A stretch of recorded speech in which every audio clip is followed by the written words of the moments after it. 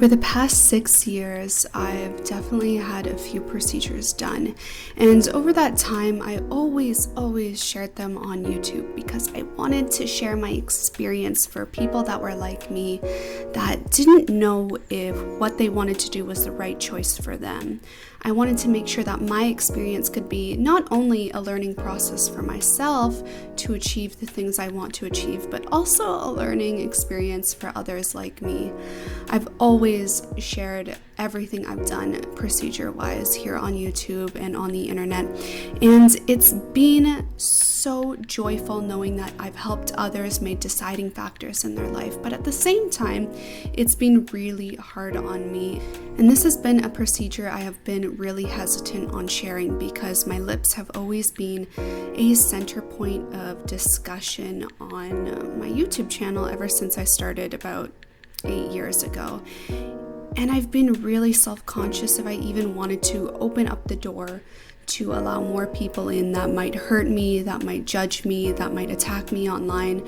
But here I am a year later editing this footage and doing it because I want to help other people like me that perhaps are doing the wrong thing and are trying to achieve results that they're not capable of getting.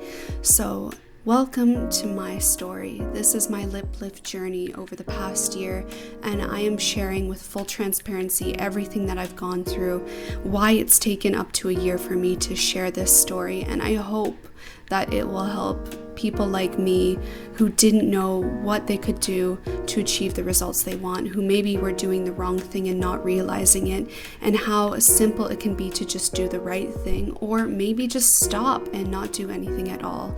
So welcome to my journey. Hi everyone, welcome back to my channel. Today's video is a little bit different, and you may be able to tell by the title I am doing something today. And that is step 1 of the process of getting a lip lift. Yeah, and I'm not even too sure if I'll end up posting this, but if you guys are seeing it, it means I made the decision to post this instead of keeping it secret. And reason being is because not even over the recent years, ever since I started YouTube, a lot of people have been really mean to me about my lips. Before I had filler, especially after I had filler, it's been a constant thing for me, and it's also been a huge insecurity the majority of my adult life. This video is not made to cater to people who don't like my face because of my lips.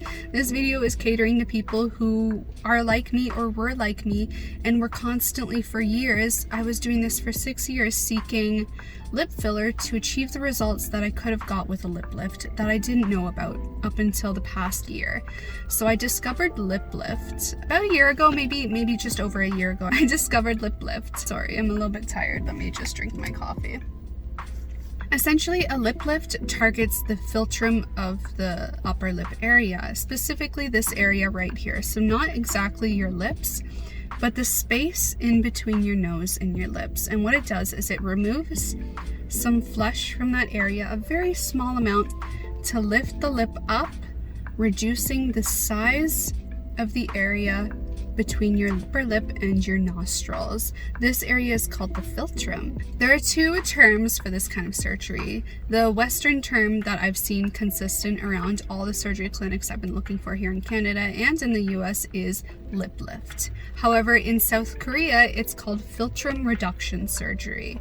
And I have been shopping around for about a year, finding people that do a philtrum/lip lift surgery. And I've shopped around in Korea, but because of the current situation in the world, it's not so easy for me to travel for surgery, which I've done in the past. All my surgeries previously have been done in South Korea. And naturally, I would prefer to do my surgeries in South Korea because they are a lot more, for me, they seem more experienced because surgery is just so popular there that there's a lot more experience going around, and they generally have a style that I'm into, but there's no real answer on when I'll even be able to go to South Korea in the near future, and this is something I've been wanting to get done since I discovered it was a thing. And what really bothers me about my lips, and you may think this is unnecessary, but what's bothered me since I was a teenager is that I've always had a large space between my upper lip and my nose, and it just It's my dad's upper lip. I should love it. I get it from my dad, but I don't have a mustache to fill that space. And I've always been like, kind of made a joke to myself and about myself with other people that I have the ideal mustache realty space on my face, just like my dad. My dad has a fabulous mustache, but I'm a girl and I don't have a mustache.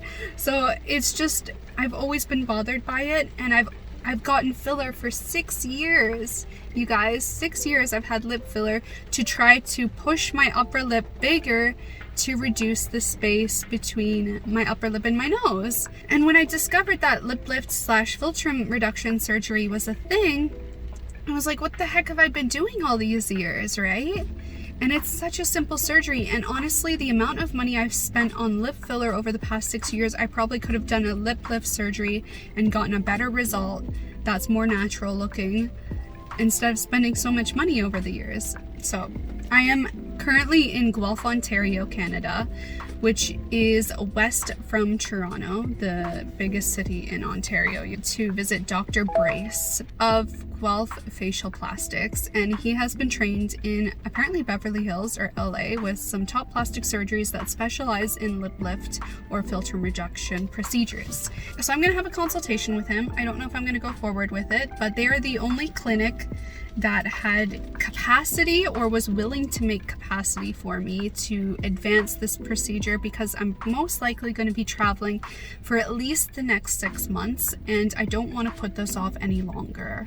I really don't. So they have been accommodating and were willing to squeeze me in to the best of their ability to be able to do a procedure for me if I choose them, while still giving me a month to recover in Canada before I have to travel. You may be wondering, how much does a philtrum or lip reduction surgery costs? It roughly costs minimum $3,500 plus, depending on how much needs to be done. And for me, I really don't feel like a lot needs to be done. Really, they just need to take a few millimeters off and pull this upper lip in the center up, and then I'll be happy. So if you don't like plastic surgery videos, if you don't believe in plastic surgery or any kind of cosmetic enhancements, please tap away from this video. It's not for you. But this is something that I am choosing to share with you guys to help people like me who have been doing the wrong procedure, wrong cosmetic enhancements, trying to achieve the result that a simple surgery can do. If you're interested in my other procedure videos, you can check them out in the cards above. I have done a rhinoplasty in the past and also a breast augmentation surgery in South Korea. Today is going to be my first official cosmetic surgery procedure in Canada. I'm going to take you guys on the journey of turning this upper lip to be a little more snatched. I actually ended up losing the footage from the consultation or after the consultation, but essentially Dr. Brace agreed that I am the perfect candidate for a lip lift because of the amount of excess philtrum space I have. I originally wanted to settle on getting 7 millimeters removed of my philtrum, but he wanted to play it safe at 5 millimeters, but we settled on 6 and agreed to doing that, so we meet halfway. We proceeded to book my procedure for the following week, and there are actually 2 options you can do when having a philtrum reduction or a lip lift surgery. The first option is you can do it in office with local anesthesia, where they simply just freeze the area and proceed to do the procedure in office. It takes around 30 minutes to do the procedure. It's really, really quick and easy. Or if you feel like you do not have the nerve to be able to go under a procedure like that while awake, then you do have the option to book it with a hospital and an anesthesiologist to get general anesthesia. However, this definitely significantly raises the cost of your procedure to do it at a hospital while being put to sleep.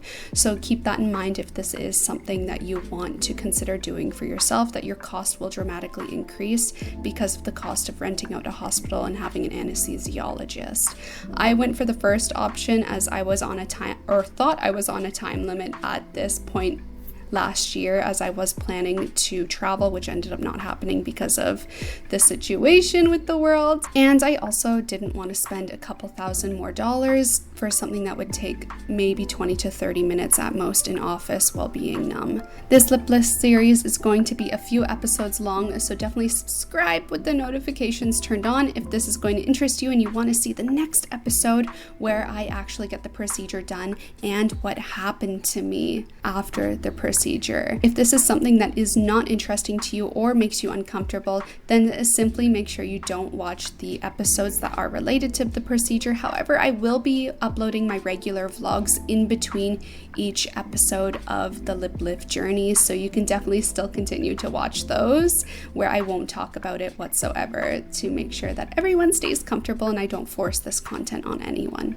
Thank you guys so much for understanding my choice to share this, even though it was late, but over the course of this series, you will learn why it took me up to a year to actually share this journey with you guys. It was a lot longer process than I thought it was going to be, and you're going to find out everything that happened within this series.